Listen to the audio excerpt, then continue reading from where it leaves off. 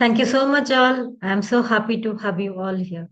अभी तक अगर आपने सीरियसली फॉलो किया होगा, अभी तक के वीडियो जितना भी आपने फॉलो किया, ये आपके एक अच्छे लाइफ के फाउंडेशन है। तो आप उसको क्लियरली समझे और उसको इम्प्लीमेंट भी करें। अब तक हमने देखा कि हम कैसे अपना law of attraction, law of vibration, law of resonance को फॉलो करेंगे।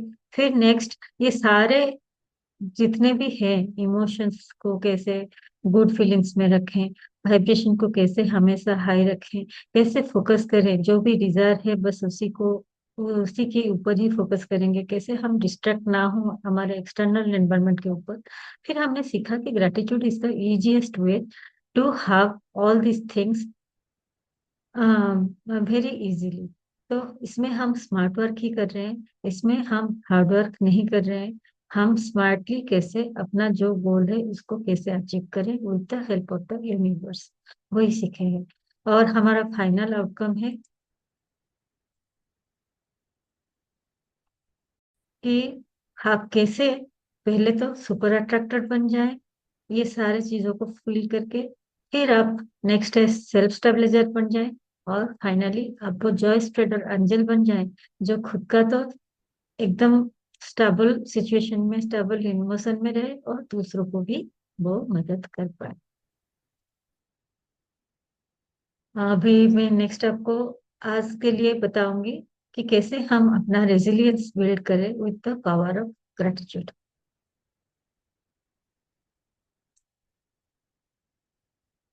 इससे पहले मैं आपको पूछना चाहूंगी, जो हमने डे वन में एक्सरसाइज किया था उसमें हमें था कि हमारा डिजायर लिस्ट कंप्लीट करना है। क्या आप सबने वो डिजायर लिस्ट कंप्लीट किया है?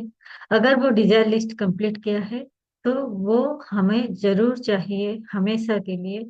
जब भी हम कुछ भी पाना चाहते हैं और अपना लाइफ को डिजाइन करना चाहते हैं कि कैसे मेरा, if everything is all right, if there is no external hindrances, if there is nothing difficulty in my life, तो मेरा लाइफ कैसा दिखे इन द एरिया ऑफ, ये वाला आप थोड़ा ले लीजिए, स्क्रीनशॉट अगर ले सकते हैं, नहीं तो लिख लीजिए। दीज आर द एरियाज, यहाँ पे हमें फोकस्ड करके हमारा क्या डिजायर है उसको हमें राइट डाउन करना है। So the areas are health and body, career and work, money, relationship, personal desire and material things. तो यहाँ पे उन्होंने बताया कि आप अपना टाइम निकालें and make a list of your dreams through out your life.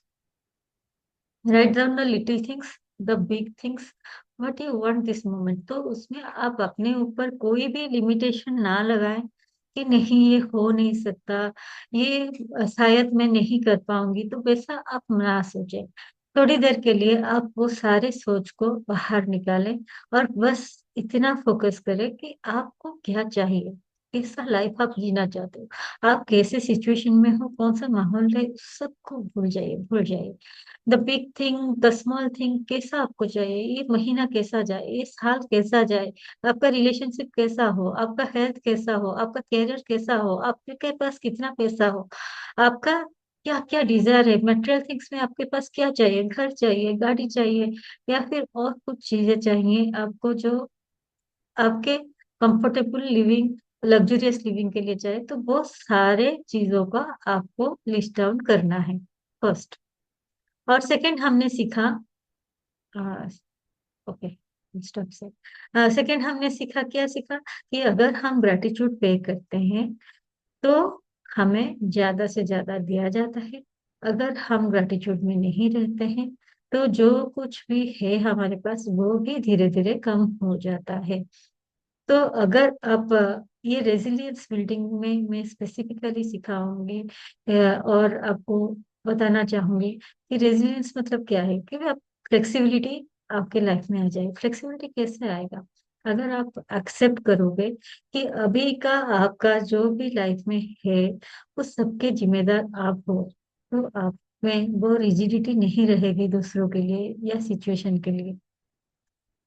और वो आप कैसे देख सकते हो? So gratitude is the easiest formula. आप बस अभी जो डिजायर लिस्ट बनाए, आपका जो भी डिफिकल्टी जो भी एरिया में है, अगर आप उसको देख लोगे और उसको एक रैंकिंग दे दोगे, जैसे आप चाहते हो आपका रिलेशनशिप अच्छा जाए, तो यू कैन रेट योरसेल्फ कि आपका रिलेशनशिप अभी कैसा है, 1 से 10 के स्केल में।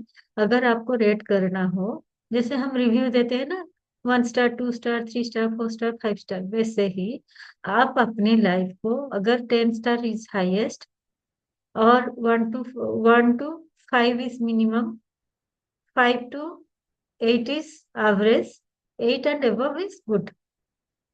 तो आपके रिलेशनशिप कैसा है, आप कौन से एंगल से उसको रेट करना चाहोगे?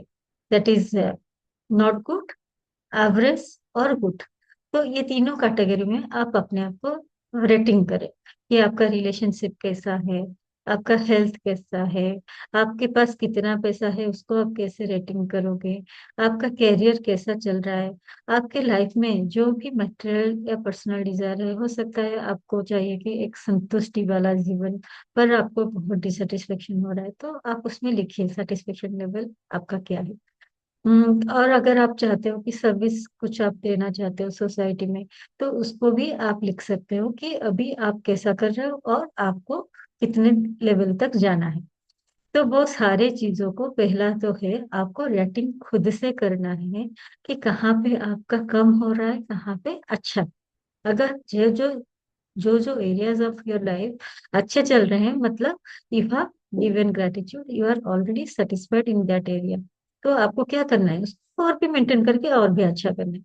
और जो जो एरिया में अच्छा नहीं है, तो ये आपका मेजरिंग टेस्ट है कि शायद आपने उस एरिया में कभी भी फोकस नहीं दिया, कभी भी वो ग्रेटफुलनेस नहीं दिखाई, जिसके वजह से आज आप जो लेवल पाना चाहते हो उसी एस्पेक्ट ऑफ एरिया के लाइफ में, वो आपको शायद नहीं मिल रहा। अगर आप कैरियर में कुछ नहीं मिला, तो शायद हो सकता है कि आप अपने कैरियर में बहुत डिससेटिस्फाइड हो। अगर आपका हेल्थ अच्छा नहीं है, तो शायद हो सकता है कि जब भी आपका हेल्थ अच्छा था, तो भी आपने उसको टेकन फॉर ग्रांटेड ले लिया है। अगर आपका रिलेशनशिप अच्छा नहीं है, तो हो सकता है कि आपने कभी भी वो रिलेशनशिप को सीरियसली नहीं लिया और उसको टेकन फॉर ग्रांटेड कर लिया है।